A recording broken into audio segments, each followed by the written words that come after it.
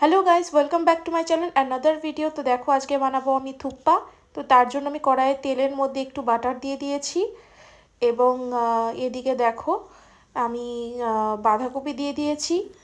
বাঁধাকপিটাকে ভালো করে ভেজে নিচ্ছি দেখো। আর এর মধ্যে আমি এরপরে যেটা দেব সেটা হচ্ছে খুবই পপুলার একটা জিনিস, সেটা হচ্ছে চিকেনটা আমি দিয়ে একটু ভাজা ভাজা করে নেব।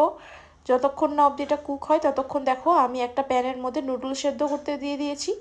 এবার গাজর, পেঁয়াজ, রসুন, আদা, লঙ্কা এর মধ্যে অ্যাড করে দিচ্ছি।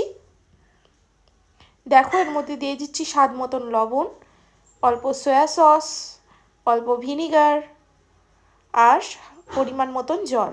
তো এটাকে ভালো করে মিক্সড করতে হবে গাইস। তো দেখো আমার নুডলসটা কিন্তু সেদ্ধ হয়ে গেছে। এবার এর মধ্যে দিয়ে দেবো আমি স্পাইসেসের জন্য একটুখানি ম্যাগি মশলা। তোমরা চাইলে স্কিপও করতে পারো, কিন্তু আমার এটা দিলে বেটার লাগবে তাই। আর তার সাথে দিয়ে দিলাম আমি সামান্য চিনি আর গোলমরিচ গুঁড়ো বা ব্ল্যাক পেপার গুঁড়ো।